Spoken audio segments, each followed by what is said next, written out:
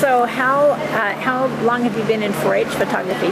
This is my first year. It is. And are you new in 4-H this year? Yeah. Oh, cool. Did you have fun? Yeah. What was your favorite project? I really liked my photography one with the favorite one. I took a your picture favorite with photo? duck. I think that turned out really well. Cool. So you did enjoy photography? Yeah. Oh, good. You answered that just right. It's like, photography is my favorite. That was just right. Well, it is. You're good. I'm glad. So, did you learn something this year in photography? Like, we just started out, so. I learned there's a speed on your camera. Oh. I didn't know that. Oh, cool. Yeah, that is fun. One of the things that we learn as photographers, every one of us needs to take responsibility and figure out about our camera. And so you've already learned something about your camera. That is so cool. And that's a very important thing to learn. And it's really nice that they have that. You know, you can change that. Because sometimes you need a lot of, a really fast speed. And sometimes when it's really, really bright, you need to tone that down. Very cool. So tell me a little bit about your story here. How did this work? Well, we were at Adventureland, and I was actually too tall for these rides. Oh, okay. So I took a picture of my brother and my cousin. Okay. And it's just their story of going through this ride, isn't it? This one, because of the lattice roofing, there's a shadow. Yeah. And since I wasn't on the ride, the people who were working it wouldn't let me get any closer. Oh, okay. So yeah. Well, this is really I do right.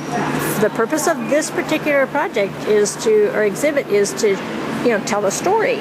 And so here you've told us, you've got these two kids who we're going to find out that we keep seeing them. That's how we're going to know it's a story about them. And they're going into the Ladybug ride.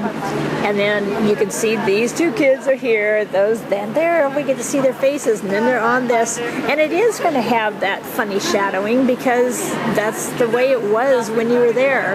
And this particular picture, there they are again, but they're coming out. And so the story works really, really well. You did a really nice job of showing that. Might suggest at the very ending, you might want to be over here a little bit so you could see a little bit more of the ride in the background instead of all this over here. It's like not giving you as much information. Like right here, we really knew they were going to the Ladybug ride. And here, it's almost like they could be walking anywhere at that, at Adventureland. So if you would move yourself just a little bit more to put this in the background, that would be even stronger, okay? Now there's one thing you're doing as a photographer that I'm going to suggest that you want to watch out for so that you don't get a habit of doing something that later you'll have to sort of unlearn it and learn it to do it a little bit differently.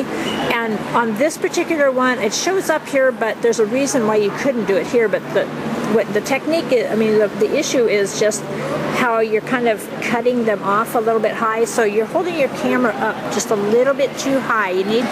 All you have to do is tip your camera just a little bit because we want to see a little bit more of here. This up here isn't helping your picture, but we want a little bit more information about where they are.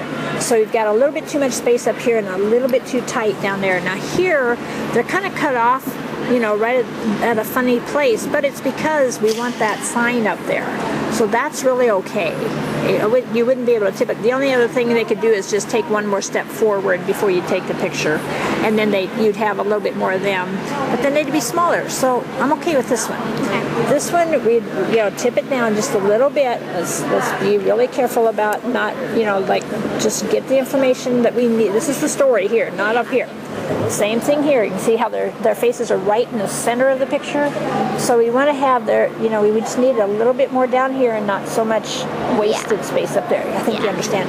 This one's actually very nice. That one you didn't do it, but this one again, you cut them off down here and you got some wasted stuff out there. So do you see how you could make that just a little bit better? Yeah. Good. Okay. Well, as far as a story, now the hard part for me is to judge the story. The story itself is really, really solid. I think because of the little issues of the composition. And this one is really the one that is the weakest in the story. So I'm going to give you a blue ribbon on this one for this year. And all you have to do is just move move around so that you can get them coming out, fill out that back, and then just that little bit of detail about holding that camera down. Just make sure you don't just keep them in their faces in the center of the picture, because that usually means there's too much up above them that's going to be kind of wasted stuff. Okay. And it's just a little habit that I'm seeing coming up. So I think let's drive home the point that that's something you could work on for next year. Yeah. Okay. And I will be looking forward to seeing your other pictures too, to see how good you're doing. But are you using the manual from the 4-H office? It's the one that has like the bug's eye view and the bird's eye view and shadows. Okay, it'd be a really good idea to go ahead and get a hold of that, the Unit 1 manual, and use that as kind of your textbook for going through the things that you're going to want to learn in Unit 1, because that really gives you a good foundation for being a better photographer all your life.